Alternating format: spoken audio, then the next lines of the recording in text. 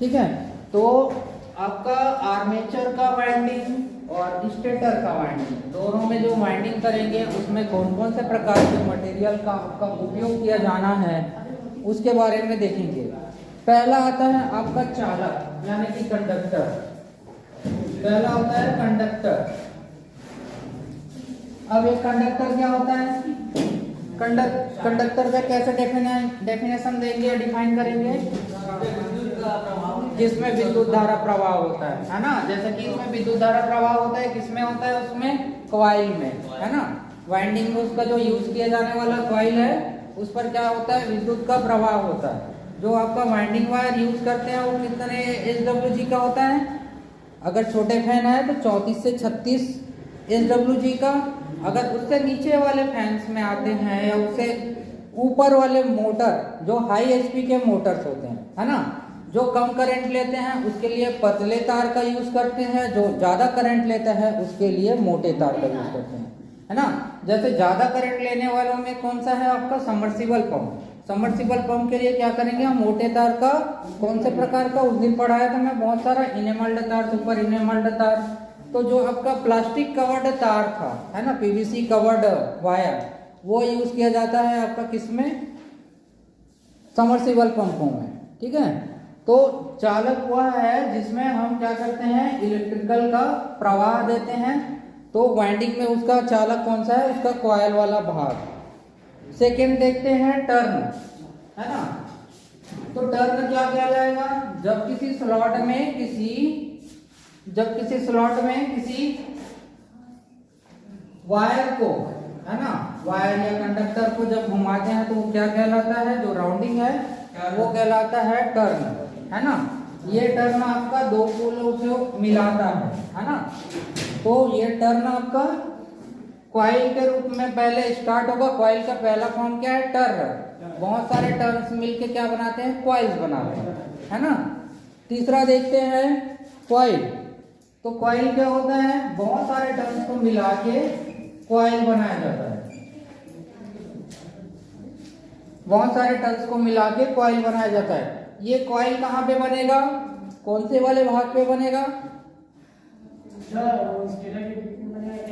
हाँ, स्टेटर के उसके कौन से वाले भाग में बनेगा, जो उसका बीच वाला भाग जिसको बोलते हैं क्या, पोल, है ना, स्लॉट बोलते हैं, है ना। तो अलग अलग स्लॉट के बीच में क्या किया जाता है, वाइंडिंग की जाती है। ये इस प्रकार से इसके स्लॉटें हैं। इन स्लॉटों में क्या करते हैं,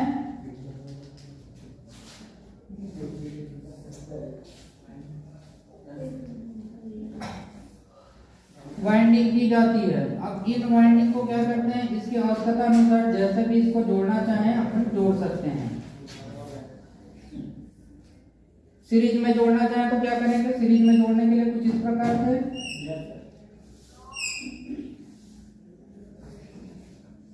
इसको बोलते हैं एंड सिरा या फिनिश्ड सिरा, है ना, और इसको बोलते हैं स्टार्टिंग सिरा। यहाँ से आपका वाइंडिंग स्टार्ट हो रहा है और यहाँ पे आपका आके क्या हो रहा है, एंड हो रहा है। तो इस बीच में क्या होते हैं आपके, ये अलग अलग pole, N pole, S pole, N pole, S pole, alternative layer रहते हैं, ठीक है। इसमें आगे देखते हैं कॉइल साइड, है ना। तो कॉइल साइड क्या होता है, एक कॉइल में दो साइडें होती हैं जो विभिन्न स्लॉटों में रखी जाती हैं। तो इसको एक अपन डायग्राम बना लेते हैं, डायग्राम के थ्रू समझते हैं कि कॉइल साइड क्या होता है ना। तो कॉइल साइड आपका एक कॉइल में दो साइड होती है जो विभिन्न स्लॉटों में रखी जाती है। तो साइड क्या रहेगा आपका, ये वाला भाग और ये वाला भाग, ये दोनों कहलाते हैं आपके कॉइल साइड, है ना। तो ये कॉइल साइड क्या होते हैं आपके, एक कंडक्टर और उसी का ये दूसरा कंडक्टर, मतलब पहले का दूसरा, दूसरे का पहला, है ना। तो ये दोनों सिरा जो कहलाएगा ये क्या कहलाएगा आपका, कॉइल साइड कहलाएगा। ये वाला बताया था मैं, ये क्या था, कॉइल स्पान, ठीक है, कॉइल स्पान। ये वाला सिरा जो था वो कॉइल स्पान। ये सारे मैटर करते हैं एक एक करके, है ना। तो इसको मैं कॉइल साइड, है ना। तो कॉइल साइड कौन सा, ये वाला आपका कॉइल था, ये वाला भाग और ये वाला भाग, ये दोनों का जो भाग होता है इसको बोला जाता है कॉइल साइड। ये होता है आपका कॉइल स्पान, इसमें भी आपका ये कॉइल स्पान। हाँ जी, कौन तो बताया ना मैं अभी, पंप के पास जाना है, वो पंप हाउस के पास, वहां पे पंप हाउस के पास जाना बोलो। वो भी नहीं देखे हैं क्या? ठीक है। उसके बाद एक्टिव साइड, इनएक्टिव साइड, है ना। कॉइल में एक्टिव साइड, एक्टिव साइड और इनएक्टिव साइड।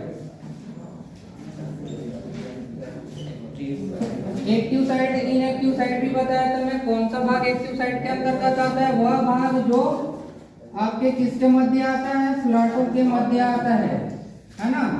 तो स्लॉटों के मध्य कौन सा भाग आता है? ये वाला भाग आता है आपका। ये वाला भाग कहलाएगा आपका एक्टिव सिरा या एक्टिव भाग या एक्टिव साइड। एक्टिव साइड वह भाग जो स्लॉटों के मध्य आता है ना। जो भी वायर का, कंडक्टर का जो भी भाग है वो आपके स्लॉटों के मध्य आता है, वो कहलाता है एक्टिव साइड। इनएक्टिव साइड कौन सा कहलाएगा? वह भाग जो इन स्लॉटों के बाद, है ना, ये आपका यहाँ तक ऊपर वाला भाग, ये ऊपर वाला जो भाग है आपका, वैसे यहाँ पे ये नीचे वाला भाग जो यहाँ से इसके बाद में आता है, ये इसका भाग क्या, इसका काम क्या रहता है? केवल सिरों को जोड़ना, है ना। इसका इनएक्टिव साइड क्या होता है आपका? ये आपका इनएक्टिव साइड,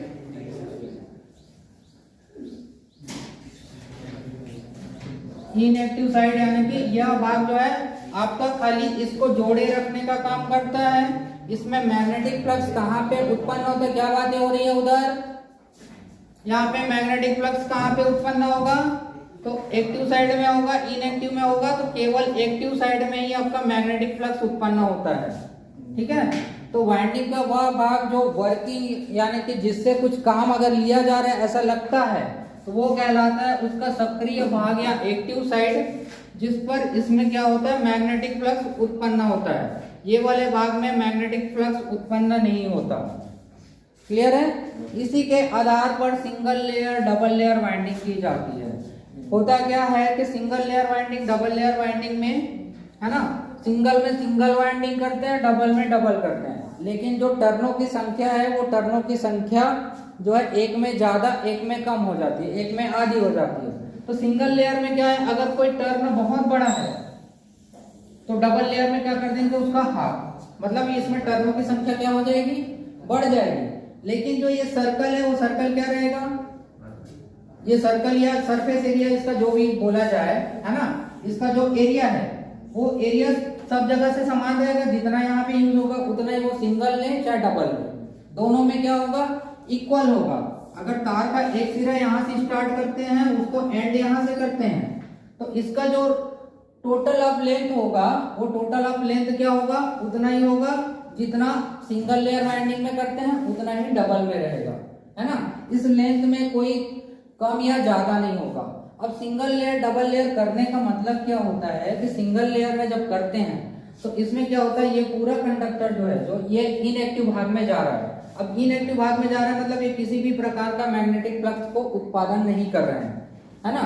तो उसी कारण से क्या करते हैं? उसको और बढ़ा दिया जाता है। तो बढ़ाने से क्या होता है? ये वाला जो एरिया है इसमें कम आता है ना। इसी को अगर सिंगल करें, डबल करें, तो ये वाला जो एरिया है इस वाले भाग में कम आएगा। तो वैसे ही कम आने के कारण में क्या होता है कि ये वाला जो कंडक्टर है ये जबरदस्ती का यहाँ पे खाली एज ए कनेक्टर के रूप में यूज हो रहा है। उसको क्या करना है? हमको यहाँ पे फ्लक्स उत्पादन करना है ना। तो फ्लक्स उत्पादन करने के लिए हम क्या करते हैं? उसी को फिर उसका चेंज करते हैं उसके लेयर वाइंडिंग में, है ना। क्वेश्चन कैसे आएगा, है ना। मान लिया जाए किसी कॉइल में या किसी वाइंडिंग में कौन से भाग में मैग्नेटिक फ्लक्स उत्पन्न होता है? उसके एक्टिव साइड में होता है, इनएक्टिव साइड में होता है, दोनों में होता है या दोनों में नहीं होता है? ठीक है। तो याद रखना, इसमें जो मैग्नेटिक फ्लक्स उत्पन्न होता है वो केवल एक्टिव साइड में होता है। एक्टिव साइड कहाँ पे होता है वो भी पूछा जाएगा। तो एक्टिव साइड आपको कहाँ पे देखने को मिलेगा? वह भाग जो स्लॉटों के मध्य रहेगा, है ना। तो इसमें स्लॉट क्या है आपके, इतने से इतना दूरी जो है आपका क्या किसके मध्य है, स्लॉट के मध्य है ना। तो स्लॉटों में उसका वाइंडिंग करने से जो भाग आपके स्लॉट के मध्य आता है उसी को क्या बोला जाता है, एक्टिव साइड बोला जाता है। जो स्लॉट से बाहर रहता है वो इनएक्टिव साइड के अंतर्गत आते हैं, है ना। तो इसमें ईएमएफ भी किसमें प्रोड्यूस होता है, अगर बोले मैग्नेटिक फ्लक्स भी किसमें प्रोड्यूस होता है बोलेंगे, तो वो केवल और केवल एक्टिव साइड में होंगे और एक्टिव साइड आपका स्लॉटों के मध्य में मिलेगा। इतना याद रहेगा सभी को, ठीक है। उसके बाद है आपका वाइंडिंग पिच। वाइंडिंग पिच कैसे निकालते हैं बताया था मैं कल ही, कैसे निकालते हैं वाइंडिंग पिच। वाइंडिंग पिच कैसे निकालते हैं, देखो वाइंडिंग पिच है, पिच फैक्टर है, वाइंडिंग पिच कैसे निकालते हैं, number of total slot upon number of pole, ठीक है। याद रखेंगे वाइंडिंग पिच, वाइंडिंग पिच क्या होता है, winding pitch PITCH is equal number of slot upon pole, slot upon pole मतलब जितने स्लॉट रहेंगे उसके अकॉर्डिंग जितना पोल रहेगा उसके आधार पर हम क्या डिसाइड करते हैं, वाइंडिंग पिच। ये वाइंडिंग पिच क्या होता है, तो ये वाइंडिंग पिच वह होता है कि हमको जब वाइंडिंग करेंगे तो हमको पहला सिरा कहाँ लेना है और एंड सिरा कहाँ लेना है ना। तो जैसे मान लीजिए आपको स्लॉट दे दिया जाए तो स्लॉट में आपका पूरा 24 स्लॉट दिया हुआ है अंदर में। अब उस 24 स्लॉट में मान लीजिए कहीं पे हमको वाइंडिंग करना है कि कितने से कितने में ले जाना है या कितने पोल का डिजाइन करना है। सपोज कि आपका 2 पोल का डिजाइन करना है, अब 2 पोल का डिजाइन करना है और ये आपका 24 स्लॉट का है, तो 24 स्लॉट का 2 आ गया आपका 2 पोल का, तो कितना आएगा ये 12। अब ये 12 क्या डिसाइड करता है, ये 12 डिसाइड करता है कि आपका पहला कॉइल रहेगा 1 नंबर पे, दूसरा कॉइल रहेगा आपका 12 नंबर पे। क्लियर है। तो अब ये जैसे 24 का स्लॉट जो करेंगे उस 24 के स्लॉट में क्या करेंगे, हम पहले से चालू करेंगे फिर 24 तक जाएंगे। वैसे ही सेकंड में क्या रहेगा, सेकंड वाला वहां से वहां तक रहेगा, है ना। तो ये आपका 2 पोल का डिजाइन करते हैं जब, तो उसमें हम क्या करते हैं, पहला कॉइल आपका 1 नंबर से स्टार्ट करते हैं और दूसरा आपका 12वें नंबर पे। अगर इसी को हम 2 पोल की जगह पे 4 पोल करते हैं तो 4 पोल करेंगे कितना आएगा, 4 पोल करेंगे कितना आएगा 6। तो इसका मतलब क्या हो गया, जो कॉइल इसमें आपका 12 में बैठ रहा था वो किस में चले जाएगा, 6 में चले जाएगा। क्लियर है। अगर इसको 8 पोल का करते हैं तो 8 का करते हैं तो 3 में चले जाएगा, ठीक है। तो वैसे जितना नंबर ऑफ पोल रहेगा उस पोल के अकॉर्डिंग उसका क्या करेंगे, हमको इतने पोल का अगर कंस्ट्रक्ट करना है उस पोल का यहाँ पे कैलकुलेशन निकालेंगे, उसके अकॉर्डिंग ये वाइंडिंग डेटा तैयार करेंगे और फिर वाइंडिंग करेंगे। क्लियर है। तो ये पोल भी ऐसे ही डिजाइन किए जाते हैं। अब ये पोल के आधार पर हम क्या कंस्ट्रक्ट कर रहे हैं, इस पोल के आधार पर हम क्या कंस्ट्रक्ट कर रहे हैं, इसमें पोल के आधार पर क्या कंस्ट्रक्ट कर रहे हैं, पोल के आधार पर हम ये कंस्ट्रक्ट कर रहे हैं कि किसी मोटर को कितना स्पीड में चलाना है, कम में चलाना है, ज्यादा में चलाना है ना। जैसे नंबर ऑफ पोल्स बढ़ते जाएंगे तो स्पीड क्या होती जाएगी, स्पीड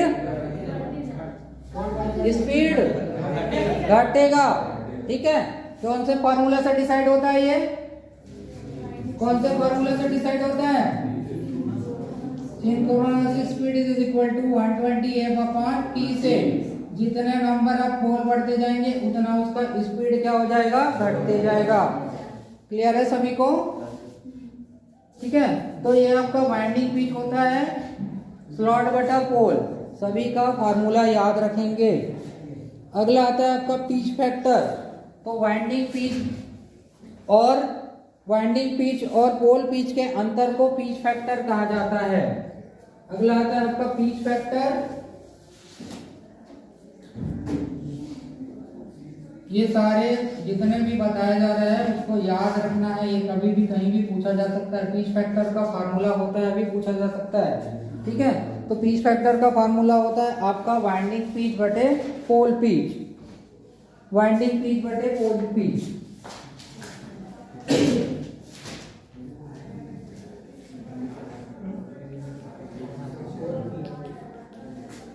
ये फार्मूला याद रखेंगे। कभी भी वाइंडिंग पीच पोल पीच निकालने बोला जा रहा है तो वाइंडिंग पीच पोल पीच को याद रखना है। उसके बाद आता है आपका कॉइल कनेक्शन।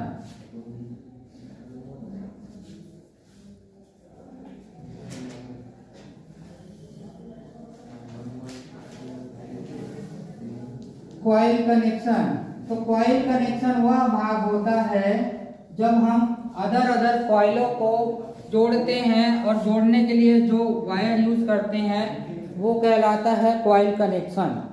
ठीक है, ये पहला कॉइल हो गया, ये दूसरा, ऐसे करके मल्टीपल कॉइलें रहेंगी यहाँ पे। उन सभी कॉइलों को सीरीज में जोड़ने की जो कला है ना, अलग अलग कॉइलों को जो जोड़ने की कला है और उसमें जो चीज यूज होता है वो वायर जो कहलाता है वो आपका क्या कहलाता है, कॉइल कनेक्शन। उसके बाद है पोल कनेक्शन। पोल कनेक्शन क्या होता है, जो दो पोलों को मिलाता है, एन पोल एस पोल ऐसा करके दो पोलों को मिलाता है, वो पोल कनेक्शन कहलाता है। पोल कनेक्शन दो प्रकार के होते हैं, एक होता है बैक इनसाइड और एक होता है फ्रंट इनसाइड, है ना। ऊपर वाला जो रहता है इसको बैक इनसाइड बोला जाता है, back inside connection.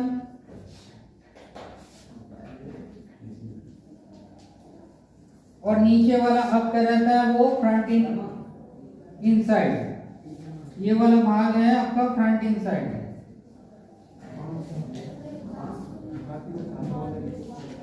Back inside front inside, इसको याद रखेंगे। देखो कभी भी कुछ भी क्वेश्चन कहीं से उठ सकता है, इसलिए सारी चीजों को बता रहा हूं मैं, है ना।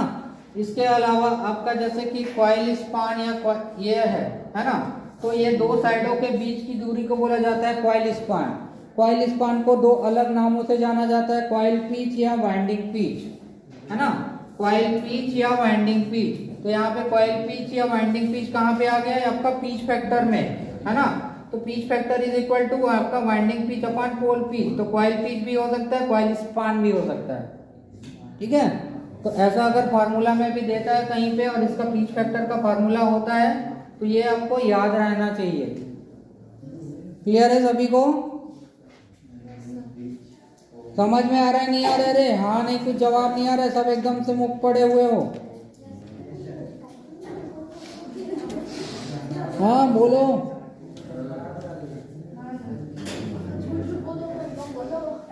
है ना, एक बार फिर से इसको बता देता हूँ। कंडक्टर हुआ जो क्या करता है, जिसमें करंट फ्लो होता है, इसमें कंडक्टर यूज होने वाले कंडक्टर, इसमें यूज होने वाला क्या होता है, वाइंडिंग वायर, है ना। जो किसके होते हैं, प्रायः कॉपर के। कॉपर के कौन से प्रकार के वायर, इनेमल्ड, सुपर इनेमल्ड, है ना, और silk covered, single silk covered, double silk covered, बहुत सारी चीजें पढ़ाया था। तो अलग अलग मोटरों में अलग अलग चीजें यूज की जाती है। टर्न क्या है, उन्हीं को जब उसी वाइंडिंग वायर को किसी स्लॉट पे जब लपेटा जाता है तो वो क्या कहलाता है, टर्न कहलाता है। और जब बहुत सारे टर्नों को एक साथ लपेटते हैं वो क्या कहलाता है, आपका कॉइल बनता है। ठीक है, उस कॉइल में एक्टिव साइड और इनएक्टिव साइड, जो कॉइल का गुच्छा बना रहे हैं उस गुच्छा में आपका एक्टिव साइड इनएक्टिव साइड हुआ भाग, एक्टिव साइड वह भाग जिसमें वह मैग्नेटिक फ्लक्स जनरेट करता है, दूसरा एक्टिव साइड वह भाग जो उसके स्लॉटों के मध्य में रहता है ना। एक्टिव साइड वह भाग जहां पे ईएमएफ उत्पन्न होता है। ठीक है, वैसे ही इनएक्टिव भाग क्या, जस्ट अपोजिट, वह भाग जो स्लॉटों से बाहर, वह भाग जो ईएमएफ उत्पन्न नहीं करता, वह भाग जो मैग्नेटिक फ्लक्स उत्पन्न नहीं करता, है ना। इनएक्टिव भाग का काम केवल इतना रहता है कि वो एक्टिव भाग को जोड़ के रखने का या कनेक्टिविटी का काम करते हैं। ठीक है, उसके बाद है वाइंडिंग पीच। तो वाइंडिंग पीच कैसे निकालते हैं, वाइंडिंग पीच निकालने की आवश्यकता क्यों पड़ती है, तो वाइंडिंग पीच निकालने की आवश्यकता इसलिए पड़ती है कि हम जब कभी भी वाइंडिंग कहीं पे करते हैं तो उसका जो स्टेटर होता है, उस स्टेटर में हमको उसको कितने पोल का डिजाइन करना है, 2 पोल का करना है, 4 पोल का करना है, 6 पोल का करना है, 8 पोल का करना है। तो उसको जितना डिजाइन करना है या उसके स्पीड को कम ज्यादा करना है, उस कंडीशन में हम क्या करते हैं, वाइंडिंग पीच डिसाइड करते हैं और उस वाइंडिंग पीच के अकॉर्डिंग हम क्या करते हैं, उसमें वाइंडिंग करते हैं। क्लियर है? किसी भी मोटर को हम 2 पोल, 4 पोल, 6 पोल जो भी हम चाहें उसके अकॉर्डिंग हम क्या कर सकते हैं, कंस्ट्रक्ट कर सकते हैं। किसके बेसिस पे? वाइंडिंग पिच के बेसिस पे, है ना। वैसे पिच फैक्टर है, पिच फैक्टर क्या कहलाता है? वाइंडिंग पिच यानी कि इसकी दूरी और नंबर ऑफ पोल, है ना, इसकी दूरी और पोल। तो ये क्या करते हैं, वो कितना लेंथ कितना एरिया खाएगा, मतलब आपका ये क्या होता है कि जैसे मान लीजिए आप अच्छे से एक वाइंडिंग वाला बन गए तो आपको पूरा पता रहेगा कि अगर किसी फैन का हम वाइंडिंग कर रहे हैं तो उसमें कितना से लेके कितना लेंथ तक का या कितने ग्राम तक का या कितने केजी तक का उसमें वाइंडिंग वायर यूज किया जाना है ना। एग्जैक्ट तुम उसका कैलकुलेशन निकाल सकते हो। उसी के आधार पर तुम क्या करोगे, अगर मान लिया जाए बाय डिफॉल्ट ऐसा होता है कि तुमने यहाँ से सीखने के बाद बहुत लोगों ने जॉब चालू कर लिया, लेकिन बहुत लोग ऐसे हो सकते हैं जो खुद का इलेक्ट्रिकल शॉप बना लिए, अपना वाइंडिंग किए, तो उसको क्या करना रहेगा, जितने भी प्रकार की चीजें हम जो पढ़ रहे हैं, है ना, इससे पहले पढ़े क्या हम लोग, बहुत प्रकार के पेपर पढ़े, चालक पढ़े, अचालक पढ़े, है ना, सोल्डरिंग फ्लक्स पढ़े। तो हमको अगर मान लीजिए कोई वाइंडिंग करने के लिए कोई कुछ सामान देता है तो वाइंडिंग हम करेंगे तो उसको किस आधार पर रेटिंग करेंगे कि उसको भी इकोनॉमिकली लगे, तुमको भी इकोनॉमिकली लगे, है ना। मतलब तुम अगर बिजनेस करने बैठे तो तुमको नुकसान नहीं होना चाहिए। तो वो तभी पता रहेगा जब तुम जो चीज लगा रहे हो, तो चीज लगाने के बाद तुम्हारा और कितना मेहनताना होना चाहिए, सारी चीजें जब निकालोगे तो उसका एक कैलकुलेशन बनता है कि तुमने इतने का पेपर लगाया, इतने का कंडक्टर लगाया, इतने का इंसुलेशन लगाया, है ना, ऐसा करके इतने का उसका लीड वायर लगाया, इतने का उसमें सोल्डरिंग का खर्चा आया, ऐसा कंप्लीट करके कौन से वाला वायर यूज किया, उस वायर का रेट कितना वायर यूज हुआ, वो कंप्लीटली उसका जो एक फार्मा बनेगा वो आपका कैलकुलेट करके देगा कि वो कितने का हो रहा है करके। क्लियर है? तो ये सारी चीजों को डिसाइड करने के लिए दूसरा हमको वाइंडिंग कैसे प्रॉपरली करना है ना। मैक्सिमम देखो वाइंडिंग करने जाते हैं, जिन लोग वाइंडिंग के दुकान में सीखने जाते हैं पंखे का, तो पंखे का जो वाइंडिंग रहता है काफी इजी रहता है। उसमें क्या करना है, एक स्लॉट लेना है, उसका जिसका भी स्लॉट काटा उसका कॉइल निकाला, काउंट किया इतना कॉइल है, उसको घुमाना चालू कर दिए, है ना। तो उसमें घुमाने का क्या रहता है, बहुत सिंपल फंडा है, एक बार क्लॉकवाइज एक बार एंटी क्लॉकवाइज। तो वो क्लॉक एंटी क्लॉक क्या बनाता है, N pole S pole N pole S pole करके ऐसा अल्टरनेटिव वो क्या करते हैं, लेयर बनाते हैं, है ना। तो पंखे का वाइंडिंग के लिए कोई बड़ा फार्मा या वाइंडिंग डेवलपमेंट डायग्राम बनाना नहीं पड़ता, लेकिन जब बड़े मोटरों की बात आती है तो उसमें वाइंडिंग डेवलपमेंट डायग्राम बनाया जाता है। वाइंडिंग डेवलपमेंट डायग्राम क्या है कि आपका 24 जो स्लॉट है उसको पूरा फैलाया जाएगा, है ना, पूरा फैला के उसमें वाइंडिंग कब से कहां से कितने में जाएगा, फिर सेकंड में कितने में जाएगा, थर्ड में कितने में जाएगा, ऐसा करके वो पूरा उसके टोटल पॉइंट 1 से लेके पॉइंट एंड तक कंप्लीटली उसका क्या किया जाता है, वाइंडिंग किया जाता है, फिर उसके बाद जोड़ के उसको निकाला जाता है ना। तो जब ये डेवलपमेंट डायग्राम होता है तो डेवलपमेंट डायग्राम क्यों और काहे बनाया जाता है, तो डेवलपमेंट डायग्राम बनाने का मोटो ये है कि जब वो डायग्राम हम देखते हैं तो हमको पता चल जाता है कि पहला वायर को कहां से कहां ले जाना है। जैसे कि अपन क्या करेंगे, अभी जो बात कर रहे हैं 3 फेज वाइंडिंग की बात कर रहे हैं, है ना, पहला फेज पढ़ चुके थे, 3 फेज में अभी ये डीपली जा रहे हैं। तो 3 फेज वाइंडिंग जब करते हैं तो उसमें कितने तार रहेंगे, 3 तार रहेंगे। अब उन 3 तार से कितने कॉइल निकलेंगे, आपके 3 वाइंडिंग करना है, 3 वाइंडिंग का 6 टर्मिनल निकलेगा। अब उन तीनों वाइंडिंग को आपको पोल में फीड करना है, तो पोल में ऐसा फीड करना है कि सबका इलेक्ट्रिकल डिग्री समान रहे, है ना, इलेक्ट्रिकल डिग्री समान रहे। ऐसा नहीं कि एक अलग डिग्री बना रहा है दूसरा अलग डिग्री बना रहा है। जब तक वो इलेक्ट्रिकल डिग्री समान नहीं रहेगा तब तक अंदर में आरएमएफ उत्पन्न नहीं होगा। आरएमएफ क्या होता है, रोटेटिंग मैग्नेटिक फील्ड, है ना, आरएमएफ उत्पन्न नहीं होगा और वो मोटर वहां पे घूम नहीं पाएगी। तो कंप्लीटली आरएमएफ उत्पन्न करने के लिए क्या करना पड़ेगा, हमको वहां पे उसका इलेक्ट्रिकल डिग्री एकदम समान रखना पड़ेगा, है ना। जैसे कि तीनों फेजों के बीच की इलेक्ट्रिकल डिग्री कितनी होती है, 120 डिग्री, है ना।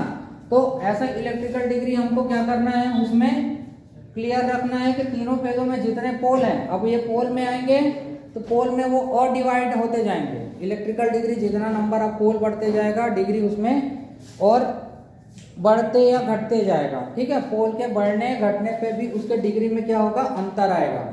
क्लियर है? तो इतना तक सबको समझ में आ गया। किसी को कोई डाउट है और कुछ कहीं पे पूछना है ऐसा कुछ? काफी इजी है, एक एक बार बस देखने का है, थोड़ा सा बुक से अपन रीड कर लेना है ना, और ये सारी चीजों को अपना थ्योरी कॉपी में बनाते चलो।